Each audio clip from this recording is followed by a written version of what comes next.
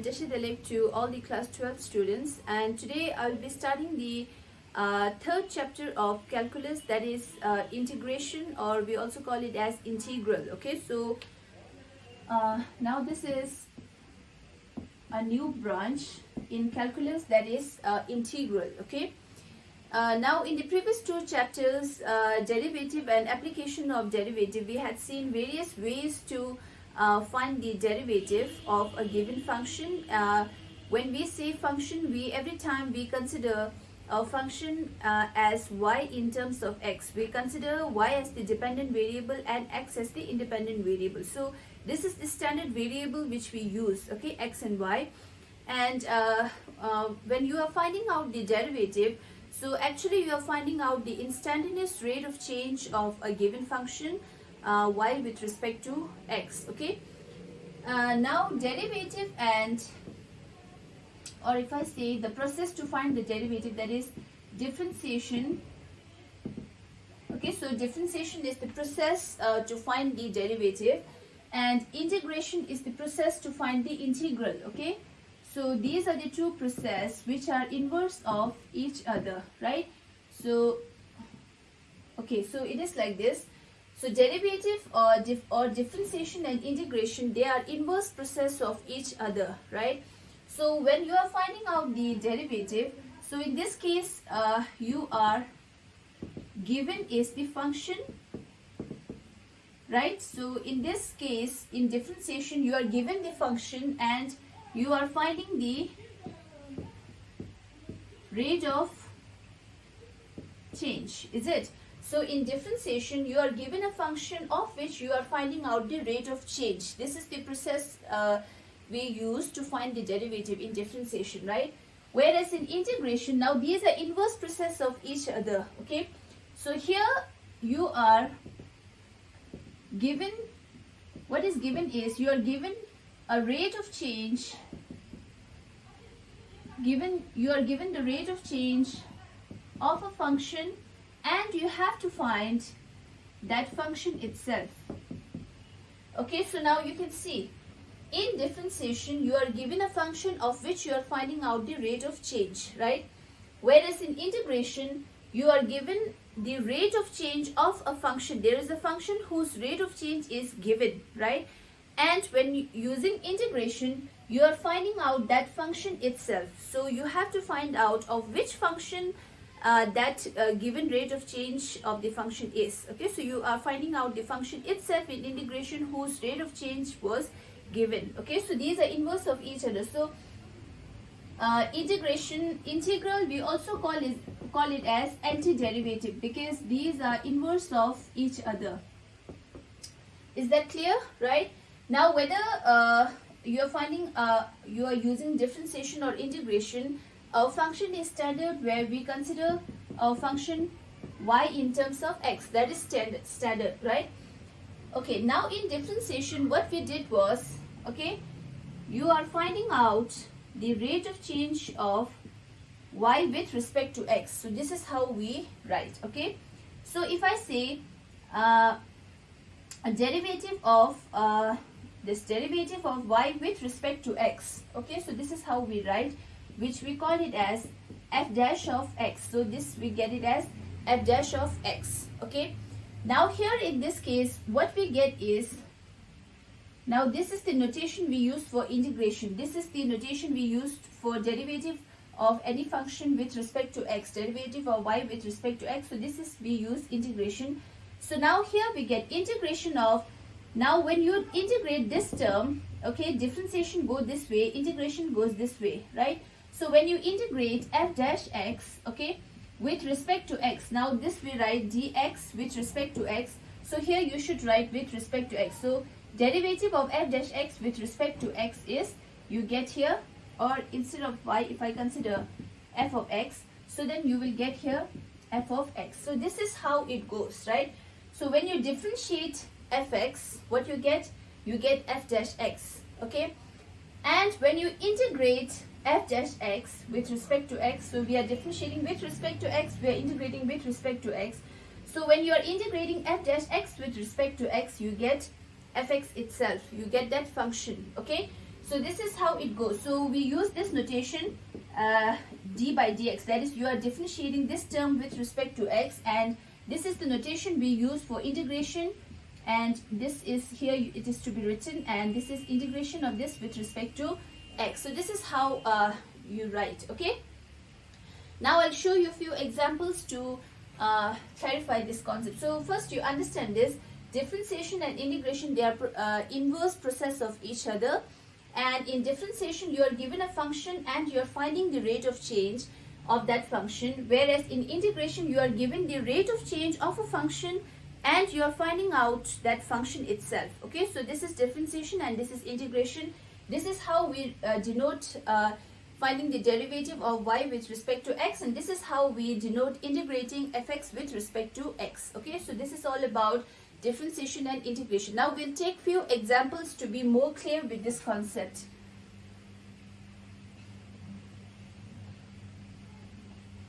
Okay,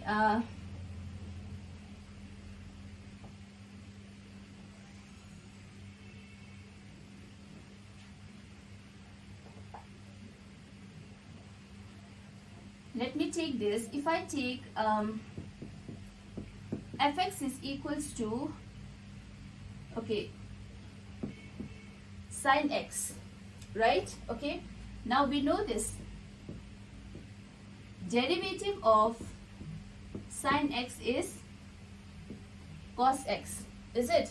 So this is your function and this is the rate of change of sine x with respect to x. Okay, so this is how we find, this is my function fx and derivative of sine x is equals to cos x. Now if you want to write it in form of integration, now you should write this integral of, okay, cos x with respect to x. Integral of cos x with respect to x is equals to sine x. So this is how you get. Is that clear?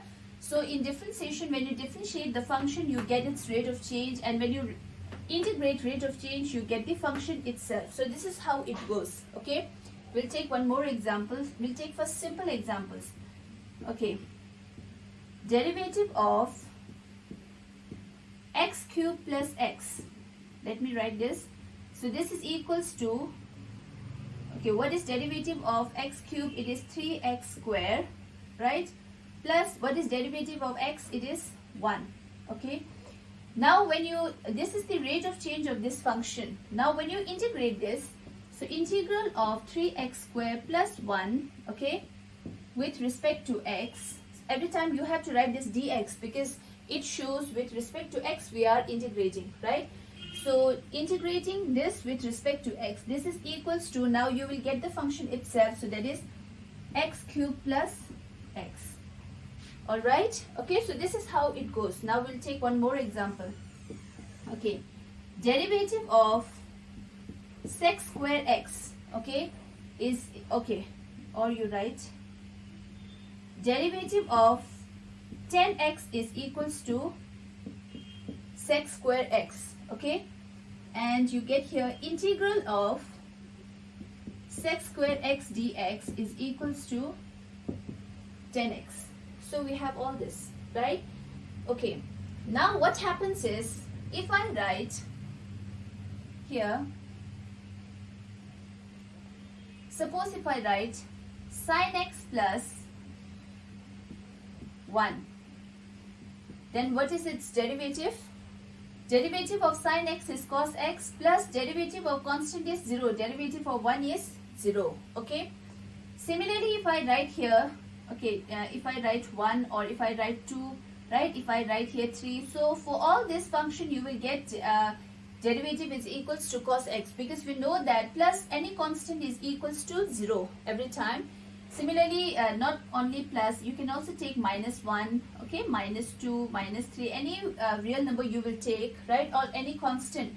So this term will be always 0, because we know that derivative of a constant term is 0. So sine x plus or minus any constant term you take, okay, its derivative will be cos x, okay. Similarly here, if I take x cubed plus x, we know that the derivative of x cubed plus x is equals to 3x square plus 1. If I write x cubed plus x plus any constant c means any constant, it can be positive real number or negative real number. The derivative of any constant term is 0, so it will not affect the derivative, right? So therefore, for all such functions, its derivative is 3x square plus 1, right? Similarly, if I take any constant over here, 10x plus any constant, its derivative will be sec square x. There will be no changes on the derivative when you add or subtract any constant on 10x, okay? So therefore, now by this we can conclude there are infinitely many functions, okay? So x cube plus x plus any constant. Now this constant you can take any real number, whether you can take positive or negative real number. So if you take x cube plus x plus 1, or you take x cube plus x plus 2, if you take x cube plus x minus 5. So for all such functions, its derivative is 3x square plus 1. So derivative means the rate of change of that function is 3x square plus 1.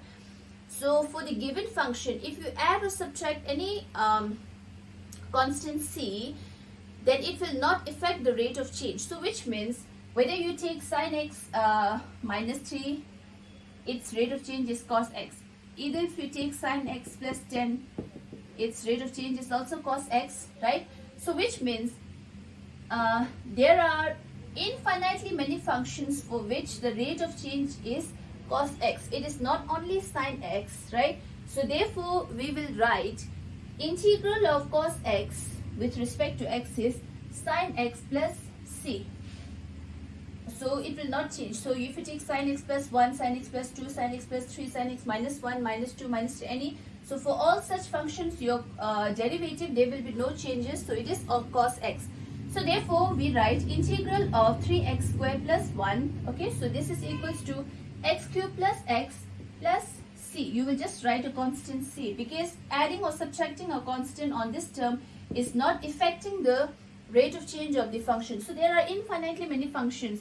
If you write x cube plus x plus 2, x cube plus x plus 10, x cube plus x plus 100, x cube plus x minus 1000, if you take any real number, its rate of change is fixed, that is 3x square plus 1. So therefore we have to generalize all the possible solutions. So therefore you will always write a constant plus c after getting it. Okay, so x square, it's 10x, then you will write plus c. Is that clear? So this is the reason why we are writing plus c. Are you clear with that? Okay, so this is one thing. Okay, now I hope you are clear with the concept of differentiation and integration. Okay, so these are just inverse of each other. When you are differentiating a function, you will get its f dash x, and when you integrate f dash x, you will get the same function. So this is how integration and differentiation works. Okay. Okay, now from all the formulas which we had in differentiation, okay, from that only we are going to derive the formulas for this integration also. Okay, so there is nothing new in the formula of integration, so we are just going to define from there. Okay, now first thing, okay, we know this derivative of, what is derivative of x raised to n? We have one formula for that, so that is it is n into x raised to n minus 1. So this formula we have, right? Okay, now what is the derivative of x raised to n plus 1? Okay, if I write this, so this will be n plus 1, right?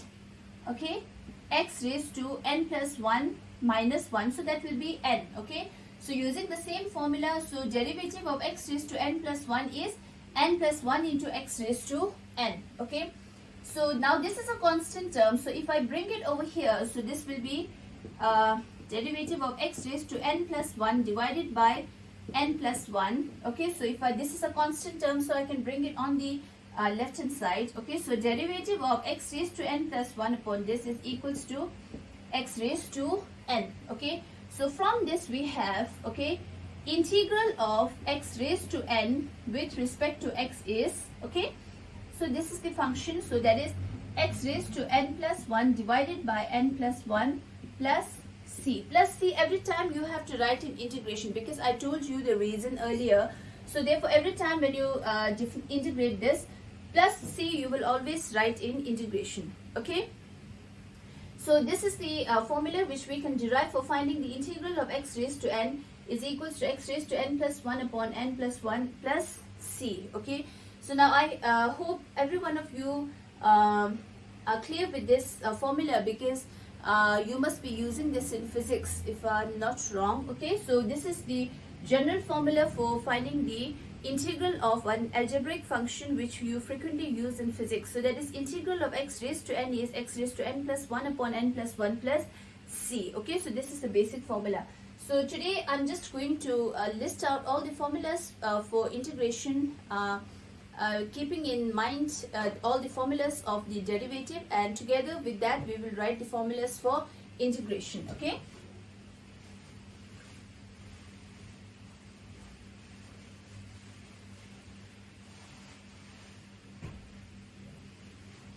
Okay, now we have this number one. Okay, one more thing. Okay, what is the derivative of x? What is derivative of x? It is 1. We know this, right? So from this you can write integral of 1, okay, is x plus c you will write. So you can just write integral of 1 is equals to c. So you will not write integral of 1 is equals to 0. We know that derivative of a constant term is 0. So derivative of 1 is 0, but integral of 1 is not 0. Integral of 1 is x. This is how you will derive. Derivative of x is 1, so integral of 1 will be x. So in this way you have to go, okay? So similarly, if I ask you to find out integral of 5 dx, so this 5 you can take it out, so 1 dx, so that is equals to 5x plus c. So this is how it is to be written.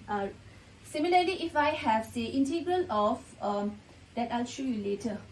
Okay, so first we will list out all the formulas. Okay, so we have this integral of 1 dx is x plus c. Okay, number 2, integral of x raised to n dx is equals to x raised to n plus 1 upon n plus 1 plus c. Okay, integral of sin x dx is equals to negative cos x plus c. Okay, or if I write it like this, what is the derivative of cos x? It is minus sin x. So take this negative here, so integral of sin x will be negative cos x. So in this way I'm going to derive, okay? So I will not write both the things. So we have integral of sin x dx is negative cos x plus c, and integral of cos x dx is sin x plus c. Okay, integral of sec square x is tan x plus c. Integral of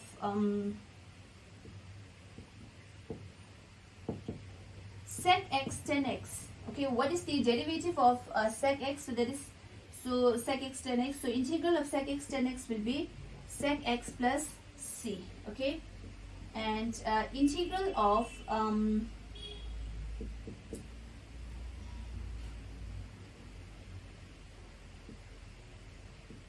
cosec square x is negative cot x plus c. Integral of cot x is negative derivative of cot x is negative cosec square x. So you take this negative on here, so you will get this. Okay, so derivative of cot x is negative cosec square x. So in this way you have to remember, okay? And integral of cosec x cot x dx is equals to negative cosec x plus c. So in this way you have to remember. Derivative of cos x is negative sin x. Derivative of sin x is cos x. Derivative of tan x is sec square x. Derivative of sec x is sec x tan x. Derivative of cot x is negative cosec square x.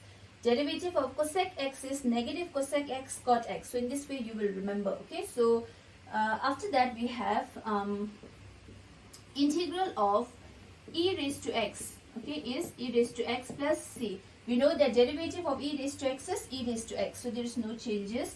Okay, and then we have derivative of 1 upon x is log x plus c. We know the derivative of log x is 1 upon x. So all the formulas can be easily conversed from the derivative formulas. Okay. Then we have the formula for derivative of inverse trigonometric functions, which I'm going to write it here. Number 11. Integral of 1 upon square root of 1 minus x square dx is equals to. Okay, now if you remember, derivative of sine inverse x is 1 upon square root of 1 minus x square. Derivative of cos inverse x is negative 1 upon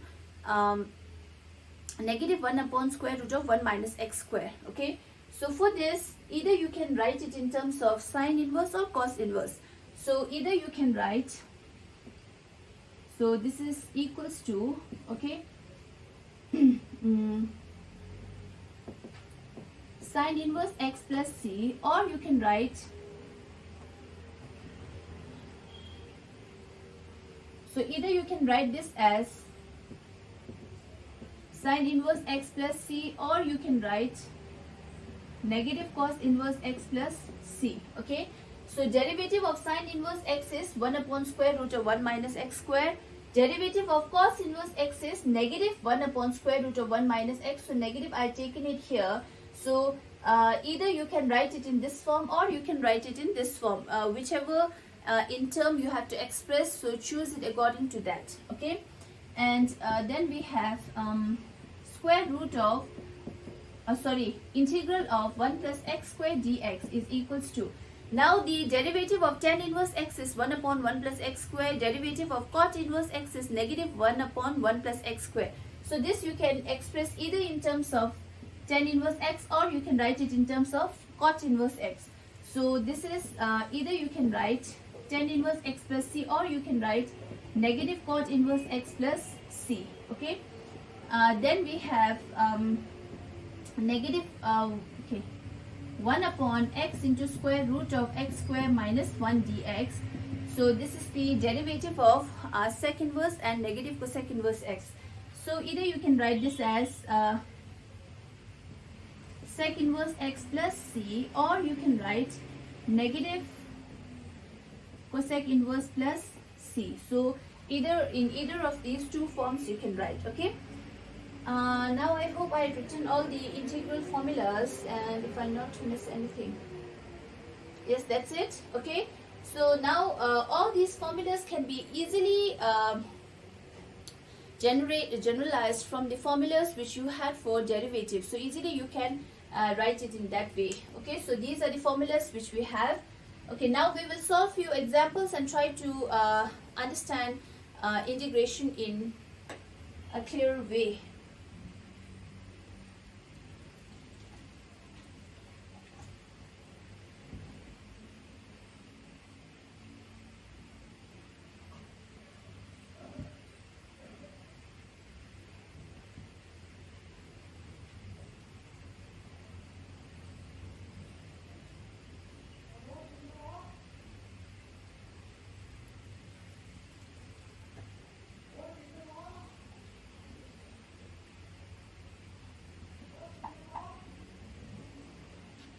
Okay, example 1. Integrate. Now in the question it may be evaluate the integral or antiderivative. Okay, antiderivative and integral both are of same meaning. Okay, so antiderivative also means integral, right? So if you are asked to find out the antiderivative of say x cube plus x square plus sine x dx. Okay, now I will not go in so detail because all these are very basic things. So now whenever you are having the sum of more than two functions, then you have to integrate it term by term like we did for the derivative, right? In finding the derivative, if the function is in the form of sum or difference of two or more functions, then term by term you have to differentiate. So similarly it is in the case of integration. So when you have to integrate the sum or difference of more than two functions, then you have to integrate it term by term. Okay, but when there is a product of two functions, then you cannot term by term differentiate. because we have to apply product rule, and then we have quotient rule. So same is in the case of integration. Okay, so you cannot integrate the product of two functions, right?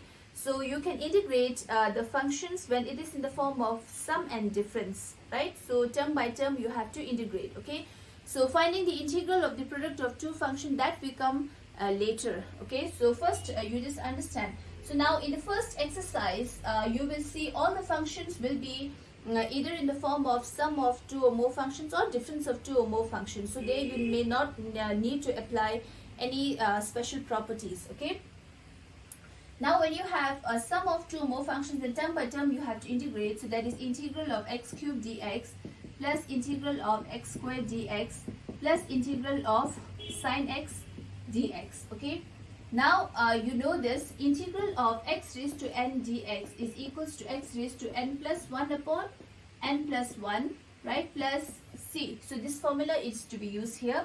So n is 3, so that is x raised to 3 plus 1, so that is 4 divided by 4, okay, plus c. Now constant, for this you will get one constant, here you will get one constant, and here you will get one constant. So separately you will not write the constant. So taking sum of all the constant, that will be again a constant. So for all the integrals we will write only one constant. Okay, so integral of x cube is x raised to 4 upon 4 plus, similarly here it is x cube upon 3, x raised to n plus 1 upon n plus 1, and minus integral of sine x is minus cos x. Okay, then you will write plus c. Okay, so for all the three integrals you can take just one constant, because we know that sum of all the constant is again a constant, so you don't have to write it separately. So together for these three terms you will just write one constant. So this is how it is to be done. Okay, we'll take one more example. If you have say 3x squared okay, plus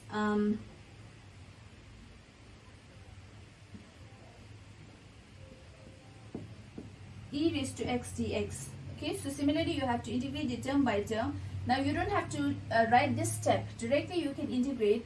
So okay, for this I will write it. So you have 3 x squared dx plus integral of e raised to x dx. So separately you have to integrate them. Okay, so this is equals to, now when you have a coefficient, okay, coefficient, so then you can take this coefficient, okay, and then you can integrate this. So this coefficient you can take it out, constant you can take it out. So integral of x squared is x cube upon 3, n plus 1 upon n plus 1, right?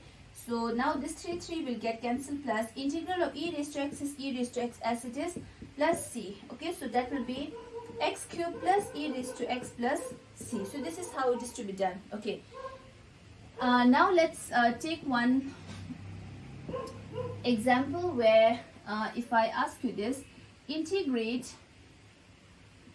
cos 2x dx. Okay, now when you have such examples, okay, so before going on to this, so first let's take one more example on a differentiation.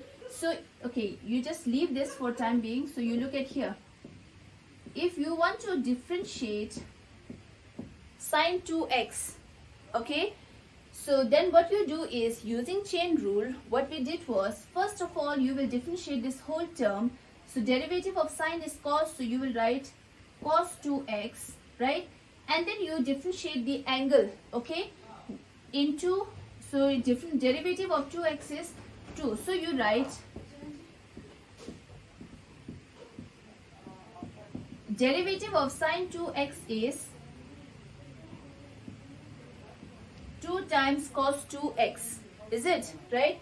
So generally what we did was, when you are differentiating differentiating such functions composite of two functions, so using chain rule, whatever the this coefficient of x is, you multiply with that. Okay, so in case of this, so now you can write it here, derivative of, now this is a constant term, if I bring it here, so I get sine 2x upon 2, right? If I bring this 2 over here, whole divided by 2, so this is equals to cos 2x, is it, right? So derivative of cos 2x is sine 2, integral of cos 2x is sine 2x upon 2, right? So similarly, if I take one more example, if I write, this is one thing you will look for, okay, and if I have derivative of say e raised to 3x, so this will be, first you will differentiate this whole thing, so that is e raised to 3x. We know that derivative of e raised to x is e raised to x, so derivative of e raised to x this, then you have to differentiate 3x, so that which is equals to 3, so you write it like this, okay. So then what you do is you bring this 3 over here, so then you get here this 3, right? So the derivative of the integral of e raised to 3x is e raised to 3x upon 3, okay. So from this, what I mean to say is, so we have this derivative integral of cos 2x is equals to, okay, so first you will integrate this whole, and we know that integral of cos is sine, okay. So you will write sine 2x, then whatever the coefficient of x is, that you will have to divide it, is it, plus c, okay. Similarly here in this case, integral of e raised to 3x dx is, first of all you will integrate this whole, so integral of e raised to 3x is e raised to 3x, okay, whole divided by whatever the coefficient of x is, you have to divide it by with that, so plus c. So this is how it is to be done, okay. So integral of cos 2x is, as a whole, the integral of cos is sine, so you will write sine 2x divided by the coefficient of x, you have to divide it with that, plus c. So this is how it is being derived, but you only remember this part, okay. So when you are integrating a function where there is a coefficient of the x, so that by that you have to divide it. This happens only for composite functions, okay. So like this you have to do, okay. Similarly, if I take one more example,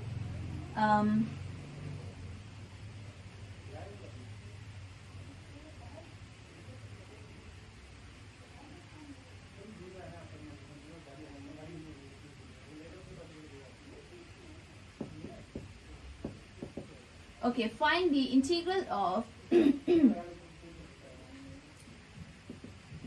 sine x plus, okay,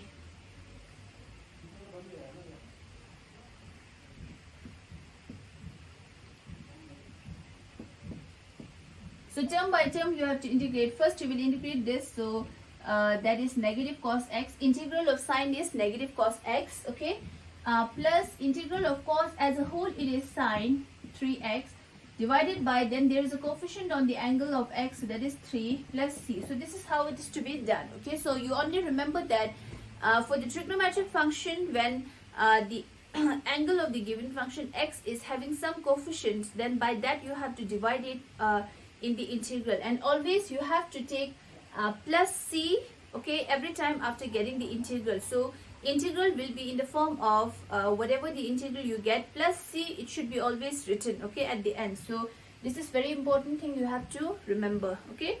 So this is all about finding the integral of basic functions, where you will be given only sum or difference of two or more functions, where all the direct formulas can be applied, okay. So today you will do this exercise 7.1, okay. And in this exercise you will find out that all the functions, okay, are basic functions and will be expressed in the form of sum or difference of two or more functions, where you can apply formulas directly, okay. And all the trigonometric formulas, they can be easily derived from the formulas which you had stated in this differentiation chapter, okay. So from there you can directly convert all the formulas in the terms of integration, right. So today you will do exercise 7.1, and you will be clear with the concept of integration and how it is to be done for basic functions, okay. So I'll see you in the next class with the next topic. Till then, take care and stay safe. Thank you.